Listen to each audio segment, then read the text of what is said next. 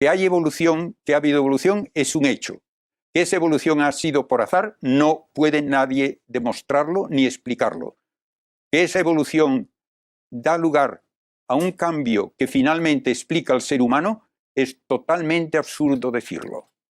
Porque no hay absolutamente nada de orden biológico que explique el que aparezca el deseo de encontrar verdad, belleza y bien, que es lo propio de la racionalidad humana.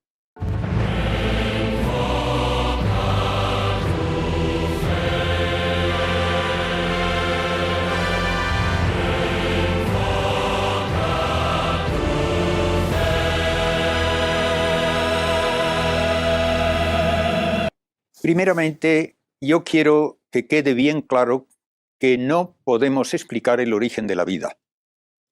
Eso ningún científico hoy puede negarlo. No hay manera científica de explicar que aparezca una primera célula viviente a partir de materia no viviente. Yo he leído... Hay científicos que lo intentan, como usted bien sabe. Lo han intentado muchos y ninguno lo consigue. Yo tengo un cálculo hecho por físicos de la probabilidad de que por azar, porque siempre hay que decir que tiene que ser por azar para que no haya un Dios creador, que por azar aparezca una molécula de ADN, no le digo ya una célula completa, una molécula de ADN es tan infinitesimalmente pequeña que el número de partículas atómicas en todo el universo conocido es 1 trillón de trillones de veces más pequeño que el número en el cual se podría pensar que hay una probabilidad. Por tanto, ya quien hable de que podemos explicar que aparezca la vida por azar no tiene ni idea de lo que está diciendo. No es posible dar ni siquiera una probabilidad. Para quien quiera escribir un número grande, se calcula que es una probabilidad en 10 elevado a 126. Ponga usted un 1 seguido de 126 ceros. Sí, pero esa probabilidad, como usted sabe, hay científicos que la defienden. Pero y además algunos muy celebrados y aplaudidos. No hay ninguno que tenga una razón rebatiendo este cálculo. Y sepa que el número de partículas atómicas en todo el universo conocido se calcula que es 10 elevado a 90, que es 1 trillón de trillones de veces menos que el número que acabo de mencionar. Una vez que no tenemos una idea de cómo aparece la vida, entonces hablar luego de que la vida evoluciona también tiene sus problemas. La vida evoluciona, pero en toda la experiencia científica de más de un siglo, con todo tipo de radiaciones que en el laboratorio causan mutaciones genéticas en la mosca del vinagre o en bacterias, jamás se ha conseguido un cambio de una especie a otra. Se dice que se forman nuevas especies en el laboratorio, es mentira. No se ha formado una sola especie siquiera, a pesar de estar en centenares de generaciones sometiendo en el laboratorio o a bacterias o a la mosca del vinagre a toda clase de efectos genéticos por radiaciones y por otros métodos meramente artificiales. De modo que no tenemos ninguna prueba experimental nosotros de que se dé un cambio genético que cambie la especie, ni siquiera en un microbio. Por tanto, el hablar de que ha habido evolución por azar y que por azar se obtiene la variedad que ahora tenemos es no decir nada. El azar no es una fuerza física. El azar nunca es una razón para nada. Es simplemente el afirmar que estamos intentando relacionar dos cosas que no están relacionadas entre sí. Por tanto, que hay evolución, que ha habido evolución, es un hecho. Que esa evolución ha sido por azar, no puede nadie demostrarlo ni explicarlo. Que esa evolución da lugar a un cambio que finalmente explica al ser humano, es totalmente absurdo decirlo. Porque no hay absolutamente nada de orden biológico que explique el que aparezca el deseo de encontrar verdad, belleza y bien, que es lo propio de la racionalidad humana. De modo que la evolución como un hecho no es discutible. Como explicación de que aparezca la vida y de que aparezca la vida humana, no tiene absolutamente validez alguna. Pero usted acaba de decir que tampoco, que experimentalmente se demuestra que unas especies no se pueden convertir en otras. He dicho Pero que... esto es contradictorio con que la evolución es un hecho. Perdón, no he dicho que es imposible, he dicho que en ningún experimento se ha conseguido que una especie se transforme en otra, a pesar de utilizar toda clase de métodos para lograr mutaciones genéticas. Entonces esto convertiría la evolución en una probabilidad, no en un hecho. Yo la acepto como hecho en el sentido de que voy a terrenos sedimentarios y veo que al principio solo había células sueltas y luego aparecen combinaciones de células cada vez más complejas hasta que aparecen los mamíferos. Eso es aceptar que hubo evolución, pero no digo cómo ocurre la evolución. La ciencia solo puede hablar de aquello que puede comprobar con un experimento. La finalidad o su ausencia jamás puede comprobarse con un experimento. Tan arbitrario es decir que no hay finalidad como decir que la hay, pero que no la podemos demostrar. Y ahí es donde está parte del problema cuando se habla de la evolución. Me ha quedado colgado un poco el Génesis. Un minuto sobre el Génesis. El Génesis habla de el primer relato del Génesis de 6 días de la creación. Entonces, pues realmente, dice Gross, se ve en ese relato que hay una intencionalidad, llegar al sábado, el día de Dios, el día del descanso. La intencionalidad cúltica es patente ahí. Por lo tanto, no estamos sujetos a mantener los 6 días de la creación. Y por lo tanto, podemos en principio ser creacionistas, como somos tú y yo, y admitir la teoría de la evolución con ciertas, digamos, cautelas. Y en el relato de los 6 días se quiere dar una idea. El verbo que se utiliza para decir que la creación es en hebreo bará. Bará ya no es yasar, yasar es modelar. El yasar, por ejemplo, el demiurgo de Platón modela la materia. Aquí bará quiere decir que comienza a existir lo que no existía. Y eso lo ignoró totalmente la filosofía griega. Ni Platón ni Aristóteles llegaron a la creación. Solamente eso. Y termino. Luego yo creo que la evolución pues es un hecho. Yo creo que el Big Bang está ya suficientemente garantizado por pruebas. Hubble, a mediados del siglo pasado, pues hizo un experimento de la expansión del universo. Después, en 1964, Penzias y Wilson llegaron a detectar esa dimensión cósmica de fondo. Y después el satélite COBE también experimentó cómo este mundo se está expandiendo. Y entonces yo creo que eso está experimentado. Es decir, hay una serie ya más que indicios para creer en la evolución. Ahora bien, se nos ha salido lo del azar. Ojo, cuando hablamos de Darwin no conocía la existencia del código genético. Darwin hablaba de la selección natural, pues que se transmiten los que están mejor capacitados para acomodarse al ambiente, y no dijo más. De tal manera que después hemos encontrado el código genético y se han hecho experimentos y resulta que los cambios en el código genético son mínimos. Se ha experimentado con la Drosophila melanogaster, la mosca del vinagre, que ya no tiene la culpa de que le llamen así, Drosophila melanogaster. 30 años de experimentación para cambiarle el código genético, lanzando iones y tal igual. Le han estropeado las alas, le han estropeado las patas, pero sigue siendo la misma mosca. Es decir, los cambios genéticos suelen ser mínimos, casi siempre a peor. A veces, decía Marcozzi, sale uno positivo, pero que no genera un órgano. ¿Entendido? Y entonces pues han tenido que recurrir a la teoría sintética. La teoría sintética de 1930 es la combinación del azar con la selección natural. Hay cambios genéticos que se producen al azar y luego viene la selección natural. Pero ojo, ahí metemos ya el azar y estamos haciendo filosofía, y mala filosofía. Porque, por ejemplo, ha ocurrido ahora una cosa que hay una rama de la matemática que se llama probabilística matemática y ha calculado las posibilidades que hay desde el azar de que tirando las letras de Shakespeare, to be or not to be, con los espacios que tienen, salgan por azar. Y sale una de cada 1.000 millones. Y ha sido un terremoto que ha convertido, por ejemplo, a un filósofo, Anthony Flew, que era un ateo de raza, yo lo conocía como ateo, se ha convertido porque se ha dado cuenta que, claro, que es imposible, y ha escrito un libro que se titula There is a God. Dios existe.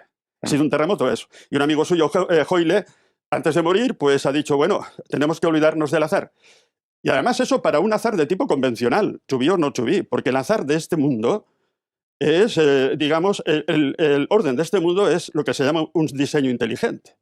Lees a Darwin y es todo funcionalidad, números, posibilidades, cuando realmente el relato de la creación dice, y vio Dios que era bueno, falta la belleza.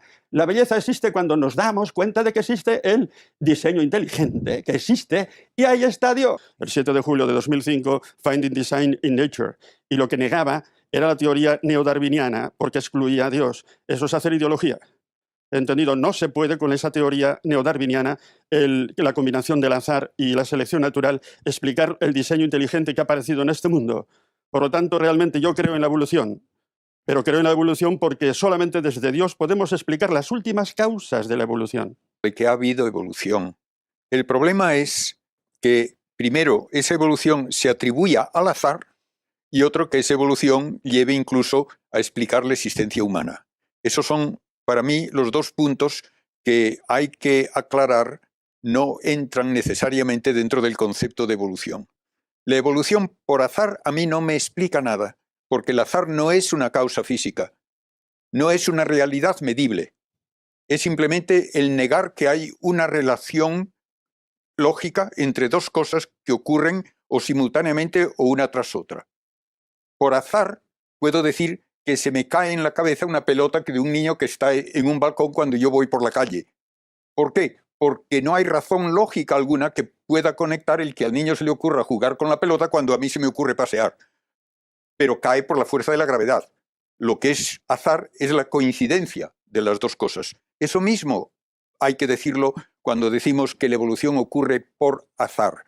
No hay una razón previa para explicar por qué este rayo cósmico actúa sobre este gen para dar lugar a esta mutación. Y entonces puedo decir que en ese sentido es al azar. ¿El azar puede explicar orden? No, es lo contrario del orden. Un gran científico inglés, Fred Hoyle, decía que hablar, por ejemplo, de que la vida aparece por azar cuando se dan todos los componentes adecuados en una charca primitiva, es decir, era la teoría de la chatarrería y el huracán.